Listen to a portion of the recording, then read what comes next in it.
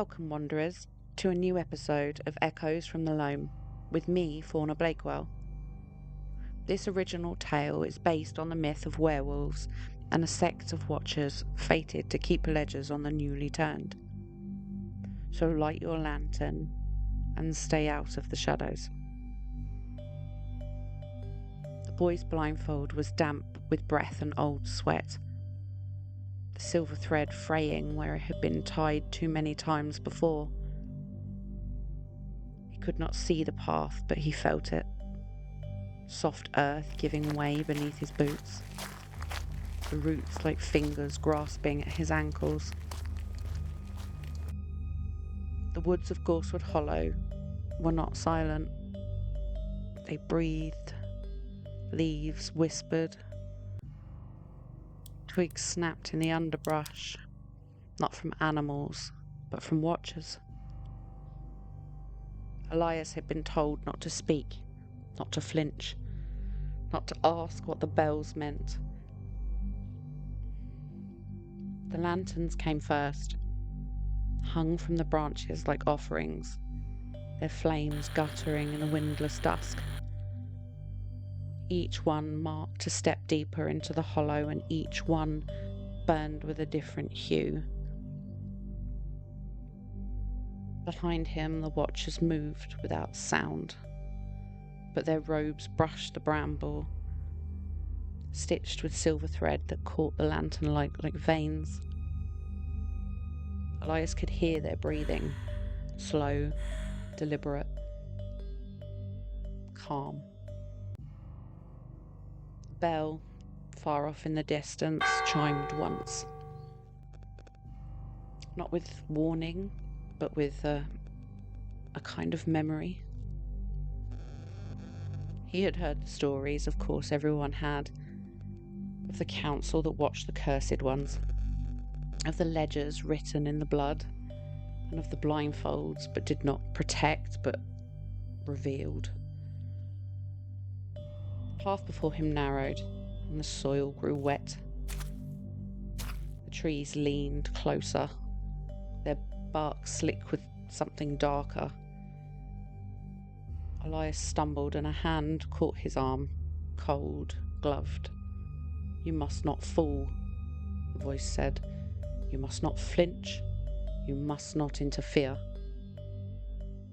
Elias nodded, though he knew they could not see, or perhaps they could. The final lantern burned blue, and beneath it, the chapel waited. Half swallowed by ivy, its stone walls were slick with age, and a plaque above the door read, "We do not cure, we do not kill, we do not warn, we only watch." The door creaked open, and Elias stepped inside carefully. The air inside was colder than the graves, and the chapel seemed to swallow sound. Even the wind, which had followed him like a whisper through the trees, seemed to just halt at its threshold. Elias stood beneath the vaulted stone, blindfold still tied, though he could feel the watchers watching him. He had not asked to be chosen. His mother had died in the frost season, her body found curled beside the well. Her hands were raw from clawing at the stones. They say she had seen something that changed her, something that made her speak in tongues and scratch symbols into floorboards. The watchers came the next day, and they did not knock, they did not speak. They just left a lantern burning on the doorstep and a blindfold folded atop it. Elias had been 12, old enough to understand silence and young enough to obey it. He had not cried when they took him, not when they burned the house, and not when they buried the ledgers. But now, standing here in the chapel, he could feel something stir. but not grief and not fear, just doubt.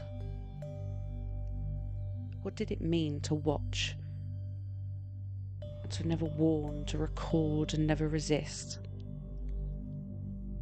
He had read the stories carved into the chapel walls, names etched in blood, dates marked with bone, and he had memorized the creed. We do not cure, we do not kill, we do not warn, we only watch. But he had seen his mother's eyes, and they had not been cursed. They had just been terrified. Elias clenched his fists. The blindfold itched, the lanterns flickered. And somewhere beyond the chapel walls a bell rang. Just once. And Elias wondered, for the first time, maybe the Watchers were cursed too. On the second night, Elias was again led blindfolded. The glade was shaped like a wound, cleared of trees, ringed with stones, slick with moss. And Elias stood at its edge, still blindfolded, flanked by Watchers whose robes whispered like reeds in the water. The air was thick with the scent of iron and damp earth. And in the centre, chained to a stone altar, knelt a woman. Her name was Maud. Her hair was matted with sweat. Her wrists were bound with silver links that glistened faintly in what little moonlight there was. She did not scream. She did not beg. She has accepted the watching, one of the Watchers murmured. She will not resist. Elias's hands trembled. He held his breath for what felt like an eternity, and then the ritual began. The Watcher stepped forward and dipped a quill into a bowl of her blood ink. He began to write on parchment stretched across a stone slab tightly, each stroke echoing like a footstep in a crypt. Maud's breathing changed, slow and shallow, to sharp and rapid, and the first sound was not a growl, it was a crack, as her spine arched and her fingers curled backward. Her jaw split with a wet pop, and Elias flinched. The blindfold tightened. You must not flinch, the Watcher whispered. Maud's body twisted, bones reshaping with deliberate cruelty. Her skin tore in places, revealing fur that shimmered like frost. Her mouth opened wider than it should, teeth lengthening, tongue blackening. Her eyes, still human, still aware. He heard her voice. Not aloud, not spoken, but felt. You are not watching, you are remembering. Her mouth had widened into something that could no longer speak, and yet Elias heard her anyway. Her voice came like breath through soil, like wind through a sealed tomb. The Watchers will become the watched. The ledger will bleed. When the bell rings thrice, the blind shall see, and the last name written shall be your own. The transformation slowed after what felt like hours. She knelt again, except now she was something else. The Watchers continued writing as the ritual ended. Only minutes had passed, but it somehow felt like days. The parchment was folded and stored away, and Maud was led, still chained, still breathing, away from the glade. Elias remained in the glade, still trembling, still blindfolded, and somewhere in the trees, something watched him back. Elias was led away in silence back toward the chapel. The inner sanctum was colder than the night's air.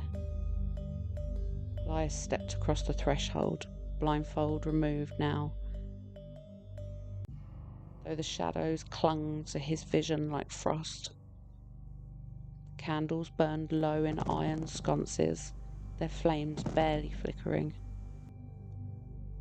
The walls were lined with wooden shelves, each one sagging beneath the weight of the parchment, vellum and bone-bound ledgers stacked high. A long stone table stretched across the centre of the room, and upon it lay the ledger. Its cover was stitched from lambskin and was yellowed and cracked with age, and the pages inside were thick and uneven. Elias approached, and his fingers trembled as he turned to the first page. Names, dates, descriptions. Maud Ellsworth, 1643, Hertfordshire. Transformation began at moonrise. Symptoms include tremor, ocular dilation, spinal fracture.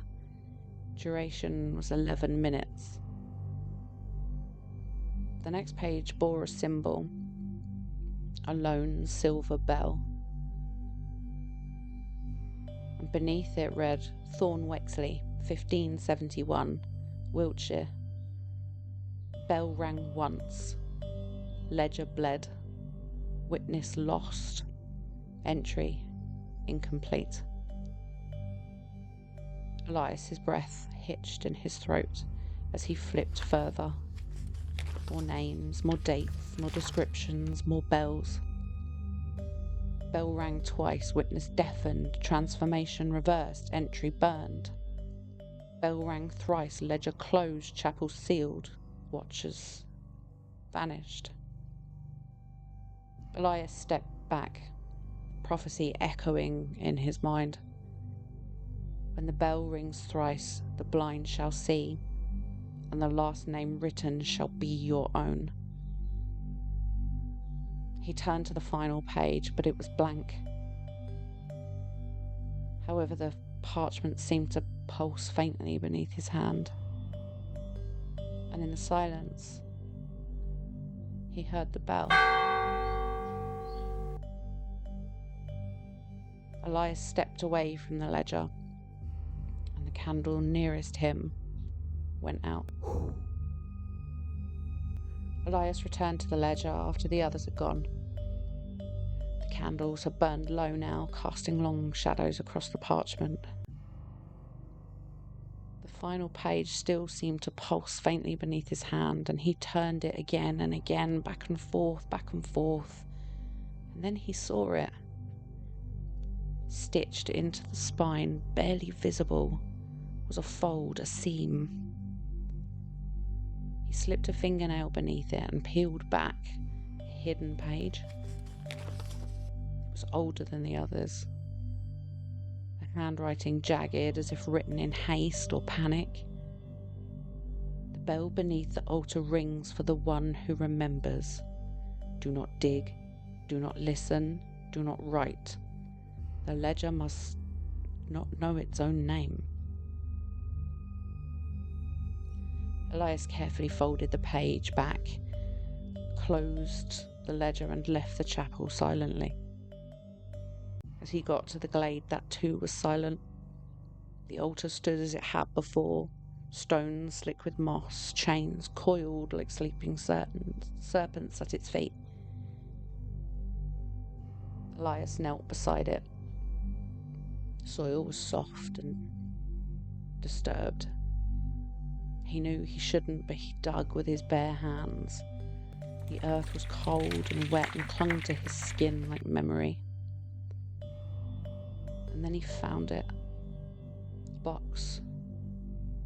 Wooden but bound in iron, stained with something darker than rot. He opened it carefully, and inside was a blindfold identical to his own. A small silver bell, a lantern unlit, and a parchment. The parchment bore his name. Elias Thorne, 1643, Hertfordshire. Transformation pending. Expected symptoms: memory distortion, auditory hallucination, prophetic resonance. The ink was fresh. The bell inside the box rang once, not aloud, but within his chest. Elias staggered back, and the altar seemed so much taller now. The trees leaned in closer. He clutched at the blindfold, and it was still warm. The lantern flickered to life without flame, and somewhere in the woods, something began walking towards him. The glade had changed, not grown darker, but somehow emptier, and the chapel was gone. Not ruined or destroyed or masked or even hidden, just gone. The altar, now a pit of black soil, was pulsing like an open wound. Elias stood at its edge, blindfold in hand, lantern flickering with a light that did not cast shadow. He tied the blindfold over his eyes, and it clung to his skin like flesh remembering pain. The lantern illuminated brighter, but not with fire, with memory. Screams, names, footsteps, dates, bells. The light poured out in threads, winding around Elias's limbs, pulling tighter and tighter. But Elias did not resist. He opened his mouth to speak. Soil filled it. Not mud, but some kind of ash. The ledger was not a book. It was a hunger. It was a ritual, a watching that devoured the watched. Elias felt his thoughts peel away one by one, like skin from bone. He remembered Maud's voice, Thorne's eyes, his mother's silence, and then he remembered nothing. A bell rang. Once. Blindfold tightened. Twice. The lantern cracked. Thrice. The soil opened. Elias fell inward, into memory, into names, into the ledger. His body collapsed to its knees in a heap. But Elias was gone. A young boy stepped into the glade, blindfolded, lantern lit, hands trembling, listening intently in the silence. "You must not flinch. You must not interfere," said the watcher. Elias watched. This time from trees, from soil, from the blindfold. He was the watching now. And the watching never ends. The blindfold is not meant to hide you. It is to mark you. And the young boy stepping into the glade was next. And there the tale ends for now, but the echoes will always remain. If you've enjoyed your stay here in my domain, leave your mark, a review, a whisper, a 5-star sigil. Until next time, Wanderers, I've been Fauna Blakewell, and you've been changed forever.